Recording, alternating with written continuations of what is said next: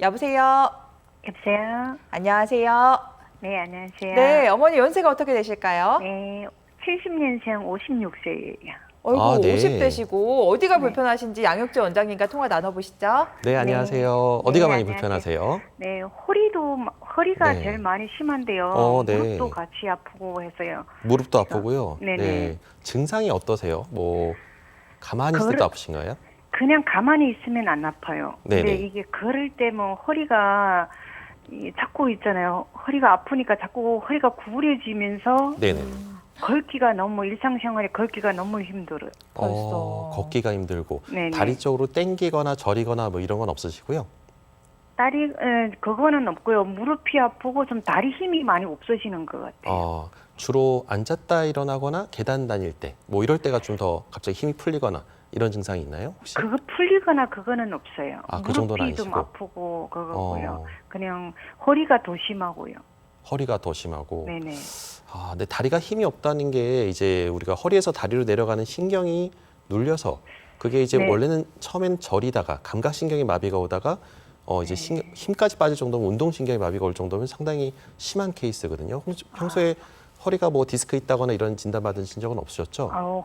아니에요. 허리가 심해서 치료도 대학병원에서도 치료를 받고 네. 뭐 일반 병원에서도 치료 받는데 그냥 별 그거는 없어요. 뭐 나은 건 같지도 않고 그냥 네.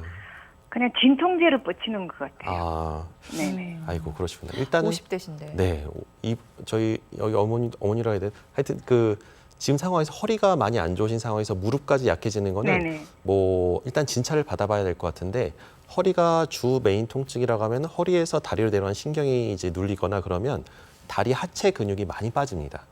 그래서 네, 근육이 그런 것 없어지면서 같아요. 네. 근육도 약해지고 힘이 없고 그래서 더 많이 안 걷게 되고 누워있는 시간이 많아지면 더 허리가 더 약해지고 이런 악순환의 고리에 빠져서 못 태어날 수가 있거든요. 네. 그래서 허리 통증을 잡아줘야 되는데 이런 것들은 충분히 주사나 뭐 허리 증식 주사나 이런 것들을 통해서 또 할 수가 있기 때문에 혼자서 끙끙 앓지 마시고 요거는 좀 허리랑 무릎이랑 같이 잘 보는 병원을 찾아서 제대로 된 치료를 받고 우리가 이제 주사랑 약에 의존할 게 아니라 경우에 따라서는 적절한 운동법이랑 또 허리 안 좋은 자세나 이런 것들을 좀 교정을 해야 되거든요. 그러니까 이렇게 전인적으로 전체를 보고 치료를 할 생각을 해야 되는데 이렇게 딱 약만 주고 그냥 약 먹고 통증만 가라앉혀야지. 그러다 보면은 시간을 다 버리면서 이게 더 악화시키는 경우가 있으니까요. 네. 좀 전체적으로 재활과 그다음에 허리와 무릎을 같이 다 잘 볼 수 있는 그런 데서 좀 네. 한번 전체적으로 보시고 검사받고 그다음에 제대로 치료를 받아보시면 잘 나으실 수 있을 겁니다. 네. 네, 우리 어머님께서도 허리와 무릎이 동시에 아픈 경우인데 원장님 허리 통증이 무릎에도 직접적인 악영향을 줄 수도 있는 건가요? 네, 맞습니다. 이게 인과관계가 참 닭이 먼저냐 달걀이 먼저냐 이런 것처럼 허리가 먼저 아프다가 무릎까지 망가지시는 분들이 있고요. 결국은 이제 허리에서 다리 신경이 마비가 되면서 다리도 약해져서 관절염이 빨리 진행되는 사람도 있고요. 거꾸로 또 무릎이 안 좋은 상태에서 너무 오랫동안 방치하니까 이 다리가 틀어지면서 골반이 틀어지고 그러면서 허리까지 협착증이 악화되는 경우가 꽤 많아서 사실상은 이거를 별개로 볼 수는 없고요. 같이 치료를 해야 됩니다. 네. 그러니까 허리 따로 무릎 따로가 아니라 전체를 보고 그러니까 허리와 무릎을 동시에 같이 뭐가 더 중요한지를 보고 치료하는 것이 중요합니다. 네, 알겠습니다. 어머님께서도 지금 허리와 무릎이 동시에 안 좋은 경우니까요. 두 질환을 같이 볼 수 있는 병원을 한번 선택해 보시면 훨씬 편하실 것 같고요. 또 나무만 보는 것들이 아니라 숲을 보면서 치료할 수 있는 의료진을 만나는 것이 큰 도움이 되실 것 같습니다. 전화 주셔서 감사드리고요. 저희 전화 연결 잠시 뒤에 계속됩니다. 네, 무릎 통증, 어깨 통증, 오늘은 수술하지 않고 치료할 수 있는 방법들 살펴보고 있고요. 두 번째로 살펴볼 비수술적인 치료법은 줄기세포 이식술입니다.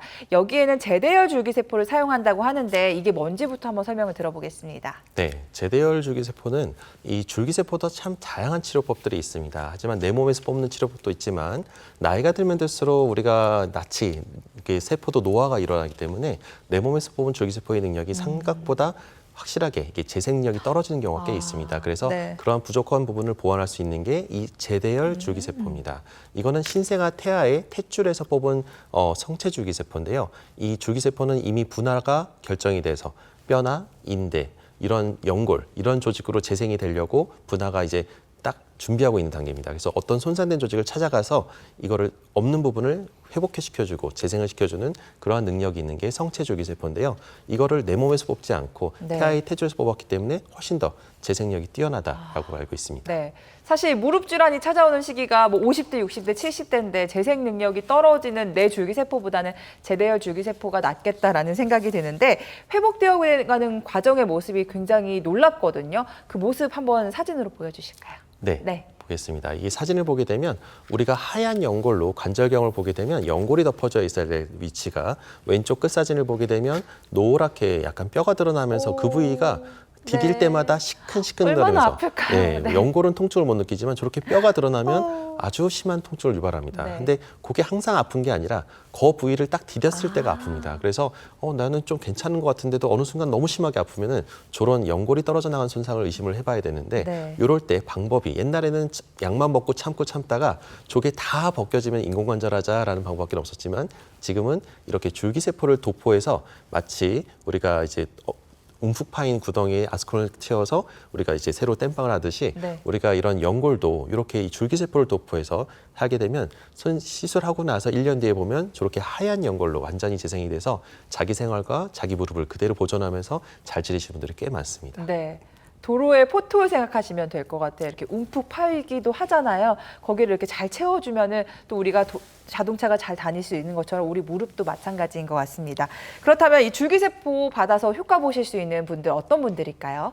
네, 아마 이게 줄기세포가 모든 사람한테 다 적용이 되면 참 좋겠지만 우리가 적응증을 잘 맞춰서 꼭 필요한 사람한테만 할 수가 있습니다. 그래서 우리가 보통은 관절염의 단계가 2기에서 3기 또는 3기에서 4기 초기 단계에도 해볼 수가 있고요.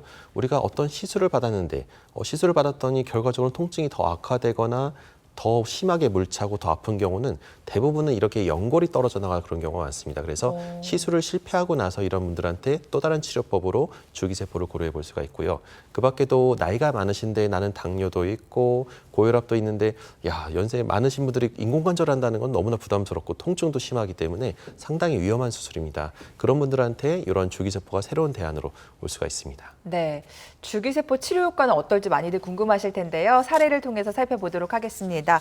60대 어머님의 사례가 준비가 되어 있는데요. 이분 같은 경우는 정말 일하시다가 갑자기 뜨끔하셨대요. 네. 어떤 사례였나요? 맞습니다. 의외로 이게 이제 나는 뭐 별다른 잘못한 건 없는 것 같은데 그냥 갑자기 길을 가다가 뒤에서 뜨끔 하면서 오금이 그냥 심하게 아파가지고 그 다음부터 좀 가만히 앉아서 좀 쉬었더니 그 다음에 걸을 수는 있는데 다음날 일어나도 그 다음날 네. 일어나도 이 2, 3일이 지나도 계속 무릎이 심하게 붓고 아파서 잘 못 걷는 거예요. 앉았다 일어나는 걸 못 하시고.